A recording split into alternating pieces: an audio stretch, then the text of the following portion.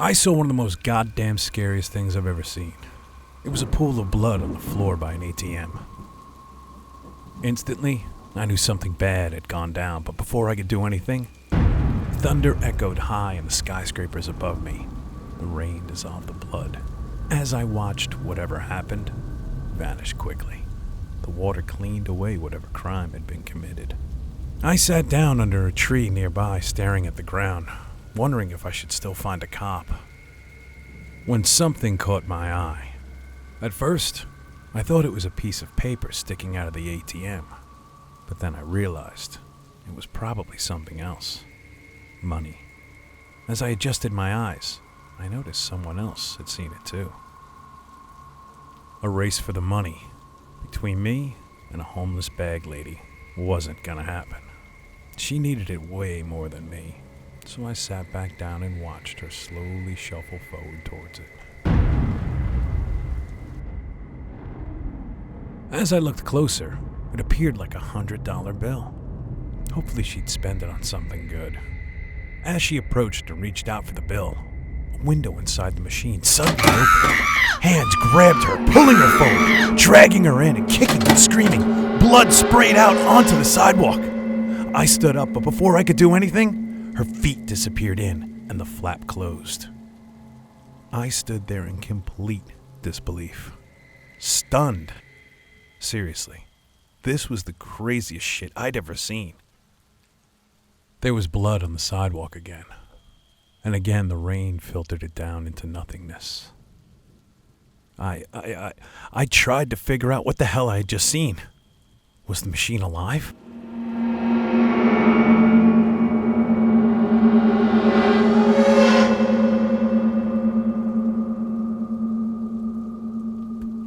No, that didn't make any sense. And I stood in front of the ATM, staring at it. It was then that I realized there wasn't a logo on it, meaning it didn't have anything identifying it to any bank, which was just weird. As I stood there, a $100 bill whirled out. I eyed the ATM suspiciously. My gut was the 100 was bait. If I advanced closer, whatever was on the inside of that ATM would get me. Another $100 bill popped out, and then another. There was no one around to be lured in, so I hurried away. As I rounded the corner, I stopped, and I turned to stay hidden under some trees. I had to keep watching to make sure no one else approached it. I wanted to make sure no one else became its victim. I reached into my pocket and I pulled out my phone and dialed 911. As I hit the digits, I glanced up and I saw a door open and a wall on the slot next to the machine. Someone in a black hoodie walked out. And only then did it occur to me that technicians enter and exit those machines to replace the money. I'd always assumed they'd gone in through the back, but this one had a door in the front. A dark figure quickly hurried away. I knew I had to follow. I couldn't let a murderer get away. I kept my distance, and as he turned down the alleyway, by the time I caught up and rounded the corner, he was gone. I called 911 again. Soon blue and red lights flashed all over the ATM. It was surreal for sure. First the police surrounded me with questions, and a few hours later the FBI came. There was one agent who was different from the rest, something I'd never seen before. He only had one leg. I guess the forensic people had run fingerprint analysis, having found a lot of body parts in the ATM compartment. The person who did this wasn't just anybody, but already on the FBI's most wanted list. That person that I followed with the hoodie wasn't even a he. It was a she, Nancy James. She was in Montreal, and prior to this had struck terror at several other ATMs. One person had put their hand in to receive their cash, and iron nails had snapped down like a mousetrap. Another's bills were laced with poison and led to a slow, agonizing death. Why would she choose to kill people in this way? I don't know. All I can tell you is if you go up to an ATM, be careful. It used to be that you'd have to look out for someone trying to rob you. Now, it might actually be the machine trying to kill you.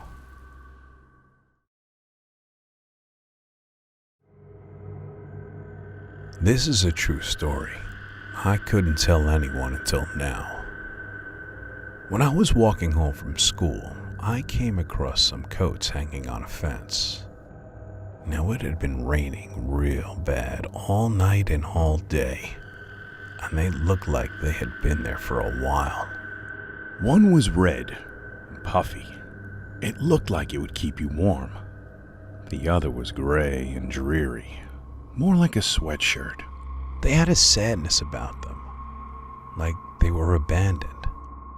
My first thought was someone had hung them there to dry. They were both my size, but didn't seem much like something a boy would wear. With that said, I was never choosy. It sucks to be poor. I'd go through dumpsters and hang outside restaurants waiting for leftovers. One time I was so hungry that I thought about stealing something, but I never did. I considered myself a good person, and if it's not mine, then it's not mine. They made fun of me a lot, calling me poor man. Not a great name, but it is what it is. When I was younger, I stopped going to birthday parties, as we couldn't give a gift. One thing I did love to do was draw. I'd draw anything and everything I'd see. Dad hated me drawing for some reason, and actually said I couldn't draw at home. So I drew at the library or in one of my hideouts. Now, back to these coats. I needed a coat real bad. And, well, there were two of them. As much as I wanted to take them, and yes, I wanted them both, I didn't.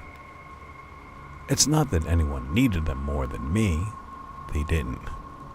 I'd walk home back and forth from school freezing all the time, and I needed a coat bad. It was just that I didn't want to steal and take something away from someone else who needed it more than me. I ended up going home and did my homework. Dad never came back that night, and the rain just started belting down. God, it was relentless, like someone just hammering nails on the roof. I wasn't allowed to watch TV, but I imagined the news was going to say that it was going to be wet for the whole next week. And as I walked to school, the coats were still there. School happened. Nothing notable as I remember. As the thunder rumbled in the sky, I looked up thinking maybe they fell out of a plane. I considered looking around to see if there was any luggage. My gut was no one was coming back for them, so I took them. I know it might seem weird to you that I made such a big deal out of these coats, but when I was younger, my mom, before she died, gave me a baseball. She said it was a very special baseball and that it was signed and worth a lot of money. I hid it in a tree, just to be sure that my dad wouldn't take it and sell it. There was a project at school where they asked us to give a presentation to the class. It was about what meant something to you. And, like the biggest idiot, I told the class about my ball. I didn't think much about it until a few weeks later I wanted to check up on it, and it was gone. I had never found out who took it, but having something taken from you is the worst feeling ever. Now, back in my trailer, it was so bad you could see the rain flying horizontally through the air. I checked to see if there was a name tag in the coat. Mad. Speaking of mad, my dad was furious. When he saw me wearing the new coat, he screamed at me and asked me where I got it. I told him I found it near the river. He grabbed me by my shoulders and yelled I shouldn't pick up stuff that belonged to others and went to hit me. I stepped back, just missed his fist, and I ran out the door as fast as I could. It sucks to have a dad who thinks you're a punching bag, but that was him. And while I loved him, he also made my life a living hell. As I ran through the woods, I heard his voice bellow out behind me as he yelled out my name. And I sure as hell didn't stop. Instead, I ran to the school, where I knew there was an unlocked shed that I could always crash in. It was kind of like my second home, I called it. Shed Hotel. I stayed there all night and never went home. I must have been the first one at school that day. The rain continued to attack me on the way to the main building, but that coat was awesome. At lunch, I sat alone. I was a little out in the rain, but it was the only bench available. I didn't mind much as I had my coat on. Of course, I didn't have a lunch, so I wanted to be as far away from the smell of food as possible. There was some commotion at the other end, and then a silence, as I saw some hats walk across the courtyard. I recognized them right away, as they were the local sheriffs. They had been to my house a long time ago to speak with my dad about something when my mom died. The minute they went into the principal's office, everyone continued chattering. I asked someone what was going on, and they looked at me like I was an alien. Everyone seemed to know more than me. Maybe it was because I wasn't allowed to watch TV, or maybe it was because I didn't really have any friends. I don't know. Eventually, a 6th grader told me that 2 8th grade girls had gone missing the day before. Everyone was sad. The 2 girls I didn't know, who had been playing in the woods, had just vanished. There were even news vans parked outside on the street next to the school with reporters trying to interview parents. A sheriff was handing out sheets of paper, so I went up to him. Turns out there were missing posters, drawn by a sketch artist. One of the girls was called Catherine, and the other, Madeline. Madeline had on a similar coat to mine. Wait, it suddenly occurred to me that Mad could be Madeline. My heart raced. Had I taken her coat? As I stood there in front of the officer, I felt like I'd get in so much trouble if he knew. He stared at me, and then he stared at the coat, and I wanted him to figure it out for himself and ask me about the coat. But he didn't. I slowly walked away, and then sat in the classroom, thinking about what I should do. As kids came in, they talked about how sheriffs were everywhere searching for Mad and Catherine. I stared at the coat in the sketch, and then looked at the reflection of the real thing in the window. I was so scared that someone would suddenly say I had that coat on, and scared that no one would realize. I thought about going into the bathroom and just dumping the coat, and then letting someone else know that it was in there. Well, the sheriff came into my classroom. He asked everyone if we had seen anything. When no one answered, he gave us a talk on not going off with strangers and how dangerous it could be. Someone asked him about some other kids that went missing a few years back.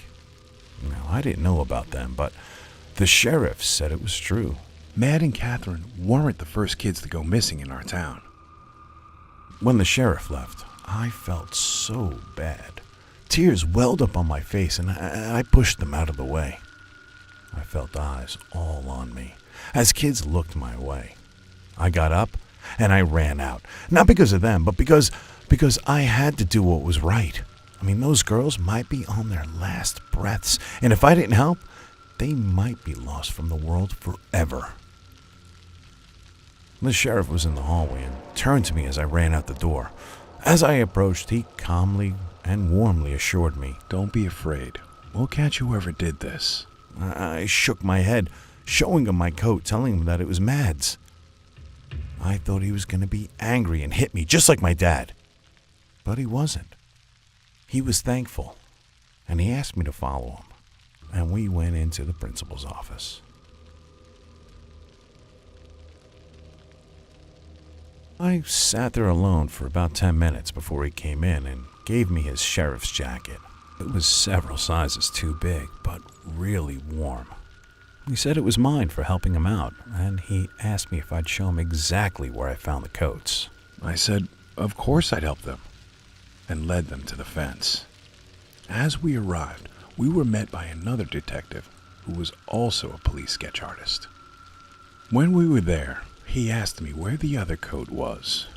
I told him it was at my place and that my dad probably had it. He asked me where I lived, then asked who my dad was. The sheriff then told me something that shook me to my core. He said years ago when I was young, when my mom disappeared, some other kids had gone missing too. My mom had been to the police station with a drawing. Apparently it was one of mine.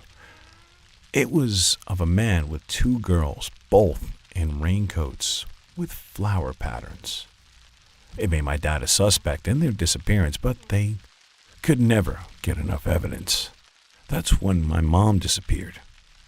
Then they said they thought it was him, but again, they couldn't prove it. They asked me to think really, really hard whether I knew anything that could help them. I wish I did, but I couldn't think of anything. The detective asked if I had ever kept any of my old drawings.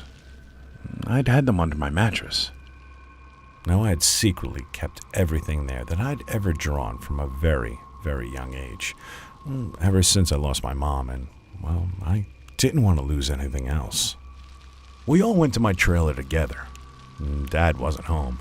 I heard some of the cops say that they had a warrant for his arrest, which was confirmed by the detective as he looked over my pictures. I hadn't looked at some of them in a very long time, and I didn't remember most of them. But I could see how, as I grew up, they got better. Some of the drawings were of two girls, both in raincoats with flower patterns. They questioned me about them, but I couldn't really remember anything. I couldn't remember even ever drawing them. They were pictures of a woman with long black hair. I knew that was my mom. I loved her smile. And then there was the man in black. This was my dad. He had an evil face and large, monstrous hands. I was often walking in the woods, and it was chasing me and just jumping out from the trees behind me. The detective, whose name was Jason, told me how good the drawings were and that I had a lot of talent. He was trying to help me remember stuff, and whenever I said anything I guessed that was important, his eyes would widen and he'd look over to the sheriff. Now, there was a blue rectangle in several of the pictures. In one, the two girls with raincoats. They asked me if it was a house. I couldn't remember what it was until I saw a photo with a ladder on top of it. My eyes lit up, and they instantly knew that I knew where it was. On one side of the trailer park was a very rocky cliff edge. Everyone stayed away from it because it was so dangerous. But I remember once my dad taking a rope ladder there. Well, I remember this because I followed him, thinking that maybe he was setting up a swing for me. But it wasn't, and I forgot all about it until now. The sheriff ordered officers to that area. Now, they had body cameras on them, so I watched a video on the monitor, pointing out exactly where I saw my dad take that ladder. Approach with extreme caution. We see a cage. He's here. Suspect is here. As I watched, suddenly I heard gunfire. As one of the officers went down, everyone flinched. The sheriff yelled commands, and panicked and screaming voices came through the radio. And then, more shots. Jason shuffled me into the other room, so I couldn't tell what was going on. About half an hour later, the sheriff came in, and Jason asked if the girls had been found. But the sheriff looked sad. He told Jason to wait outside and then sat down to break some news to me. He said that my dad was there and was shot and dead. I asked if he got the girls, and he nodded his head and whispered, "They're safe." Now, I couldn't help but smile. They were no longer lost. While I loved my dad, I felt somewhat relieved. It meant, for sure, I knew my life was going to change, and to be honest, he was, as Billie Eilish says, a bad guy. By the way, this story doesn't end bad. I graduated high school, went to college, Graduated, went to Quantico, became an FBI agent. It wasn't all good. I did lose my leg at some point, but I'll save that story for another time. I now hunt bad guys. And while I'm not proud that my dad was the raincoat killer, I can say this to all bad guys out there. Don't turn around. I'll be right behind you. They say flying is one of the safest ways to travel. But before you get on the next plane, just remember what happened to Karen Andrews when she got on flight 8392. She'd read that planes were the easiest place to catch germs, so dreaded flying and couldn't sleep much the night before. But now she was on the plane and in her seat, and it didn't seem all that bad. Ladies and gentlemen, please sit back and relax. We should have a smooth flight. The plane took off. It was very peaceful. She closed her eyes and relaxed when... Oh my God. Someone coughed. Someone coughed at the back of the plane. She stood up, trying to see who it was. Trying to see who was spreading the germs. Trying to see who brought germs onto the plane. And trying to see who wanted her sick. This is your captain speaking. We'll be cruising at an altitude of 30,000 feet. Cabin service will commence shortly. That cough wasn't from the same person. It had a different texture about it. And then a baby started crying, and then coughed. The man next to Karen noticed her frustration. Are you okay? That should be illegal. Who lets sick babies onto a plane? You don't fly much, do you? Another cough, this time from someone closer. Call button. She hit it again, and again, and again. The light above her seat went on and off, repeatedly calling for the flight attendant. She hurried up the aisle, concerned. Is everything okay? Everything is definitely not okay. Why are these people allowed in here? What people? Coughing people. At that, the flight attendant gave her a look and simply walked away. Karen had to do something to shut out the coughers. Music. She took out a wipe to clean the plug in the connection first.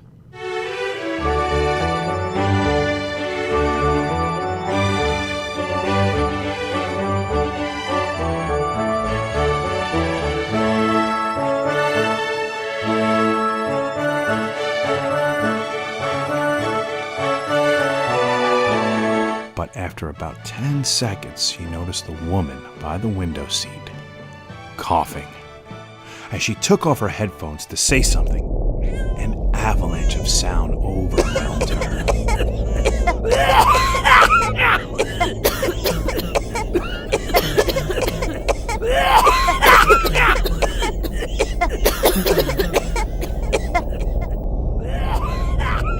Horrified, she ran into the toilet and shut the door and locked it. Hours and hours passed, and Karen stayed in the toilet. She wouldn't let anyone in. She wanted to be away from the germs. At some point, she felt the plane violently shake, as if the pilots were coughing. And then she felt a tickle in her throat. She wanted to cough herself, but she wasn't going to become one of those coughers. She covered her mouth and breathed through her nose, fighting the urge to cough. The flight attendant banged on the door. Ma'am? Ma'am? Return to your seat. We're landing.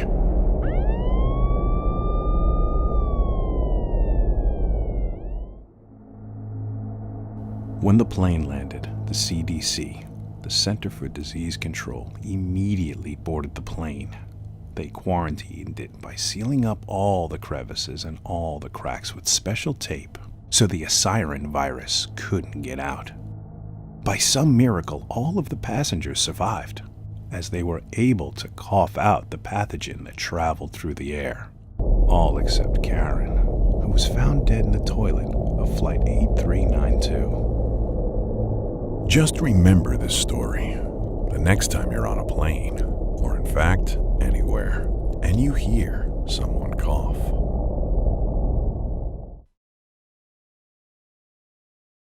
I got back to the dorm room late last week after a night of partying. The front door was open. I figured my roommate had just got home before me and forgot to lock it. But when I went in, there was a creepy old woman sitting there on the sofa. She stared at me as I entered. I think she must have been like 100 years old. I assumed John was in the room as his door was closed. I figured he had hooked up with the blonde he was eyeing all night. The old lady saw me glance at his door and said, "He doesn't want to be disturbed. I introduced myself as his roommate. I'm his grandma." As I went to my room, I could feel her eyes watching me. My gut told me to lock it. About 2:30 in the morning, I woke up. I heard banging. I was about to go out into the main room when something told me not to. John's grandma was on her hands and knees naked.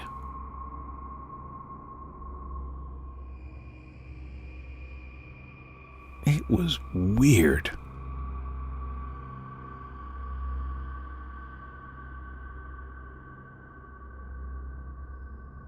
In the morning, when I left my room, she was sleeping on the couch.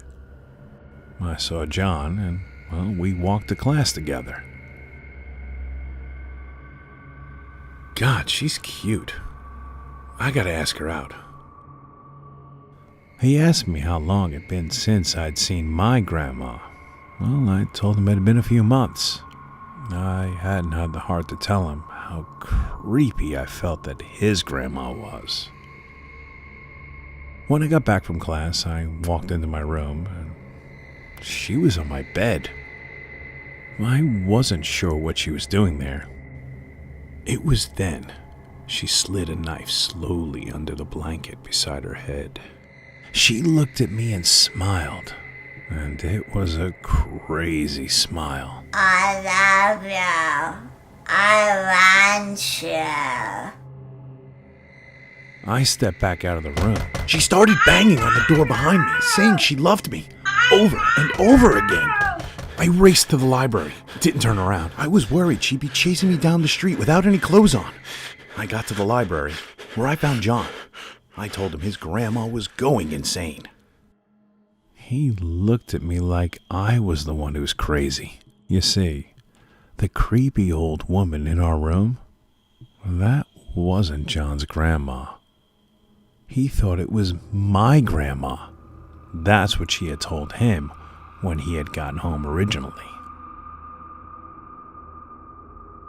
We called the dorm security, and when they got there, the old lady had vanished. They laughed, finding it amusing that two college students would freak out over some old lady. But trust me, if you saw her, you'd be scared of her too. As to the cute girl I had a crush on,